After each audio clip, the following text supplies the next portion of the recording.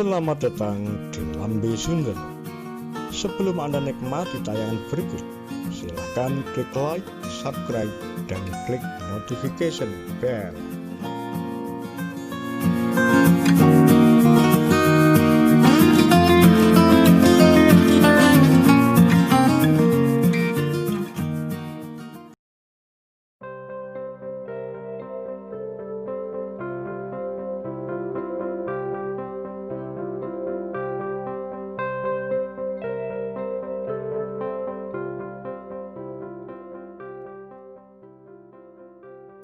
Dari jenderal besar menjadi gelandangan politik serta penanda tangan petisi 50. Meskipun bantuan dari Nasution memberinya kesempatan naik ke kekuasaan, Soeharto melihat Nasution sebagai saingan dan segera mulai bekerja untuk menyingkirkannya dari kekuasaan.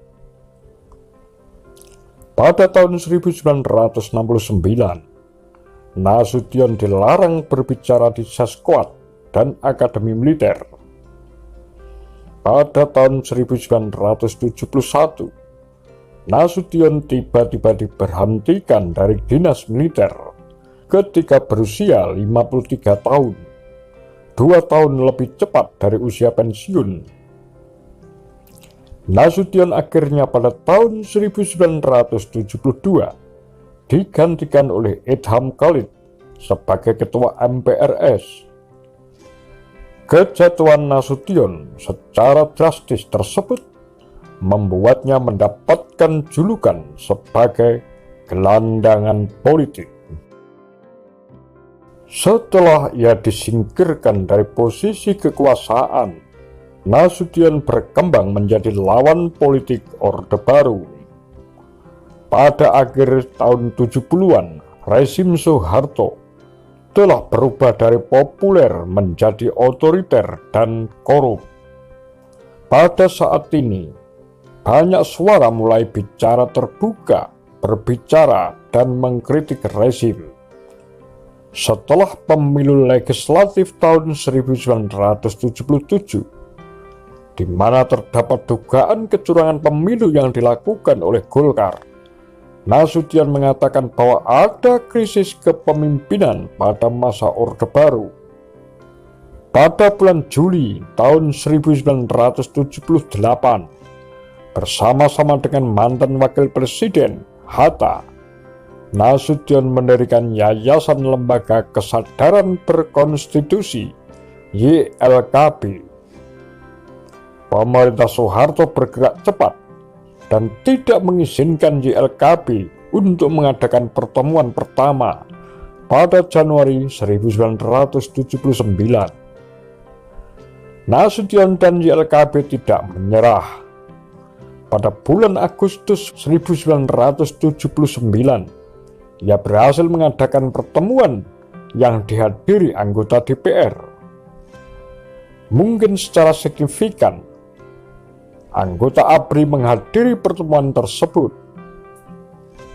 Dalam pertemuan tersebut, Nasution mengkritik Orde Baru karena tidak sepenuhnya melaksanakan Pancasila dan Undang-Undang Dasar 1945. Soeharto menanggapi kritikan tersebut pada 27 Maret 1980. Pada rapat ABRI, Soeharto dalam pidatonya mengatakan bahwa anggota ABRI harus siap untuk mempertahankan kursi mereka di DPR dan mereka harus melindungi Pancasila dan Undang-Undang Dasar 1945 dari kemungkinan-kemungkinan amandemen. Untuk itu, Soeharto memerintahkan ABRI sebagai sebuah kekuatan sosial politik harus memilih mitra-mitra politik yang benar, yang telah terbukti bersedia mempertahankan Pancasila dan Undang-Undang Dasar 1945. Hal ini karena pada saat itu diyakini ada kekuatan-kekuatan sosial politik yang meragukannya. Soeharto mengulang hal ini dalam pidato lain, tanggal 16 April 1980. pada kesempatan ulang tahun Kopassus, di mana ia membantah tuduhan korupsi dan mengklaim jika memungkinkan dia akan menculik satu orang dari 2/3 anggota MPR yang menginginkan amandemen. Hal itu akan mencegah MPR untuk mengubah konstitusi. Nasution kemudian memutuskan bahwa penentang rezim harus membuat pernyataan besar. Ia mengumpulkan anggota ABRI yang tidak puas dengan rezim Soeharto, seperti mantan Gubernur Jakarta Ali Sadikin, mantan Kapolri Sugeng Iman Santoso, dan mantan Wakil Kepala Staf Angkatan Darat Muhammad Yasin. Mantan Perdana Menteri Muhammad Natsir dan Burhanuddin Harahap, serta Ketua PDRI Safruddin Prawira Negara ikut bergabung bersama dengan banyak nama kritikus terkenal terhadap pemerintah. Mereka menandatangani petisi yang dikenal sebagai petisi 50. Disebut demikian karena ada 50 orang penandatangan petisi tersebut. Petisi ditandatangani 5 Mei 1980 dan disampaikan ke DPR pada 13 Mei 1980. Petisi ini menyerukan Soeharto untuk berhenti menafsirkan Pancasila sesuai tujuannya sendiri dan bagi ABRI untuk bersikap netral dalam politik, bukan malah menguntungkan Golkar. DPR, khususnya anggota Partai Persatuan Pembangunan P3, Partai Demokrasi Indonesia, menanggapi serius petisi ini dan meminta Soeharto untuk merespon masalah ini. Soeharto menjawab bahwa pidato-pidatonya pada tanggal 27 Maret 1980 dan 16 April 1980 adalah respon yang cukup memadai. Dia menambahkan, jika ada masalah, DPR bisa melakukan penyelidikan khusus.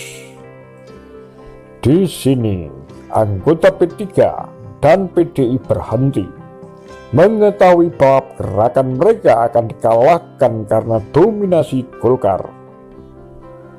Bagi penandatangan petisi seperti Nasution, Soeharto memberlakukan larangan perjalanan dan membuat transaksi bisnis yang sulit, sehingga penandatangan petisi akan memiliki masa sulit dalam mencari nafkah. Demikian kura-kura Takar Rambe Sundel.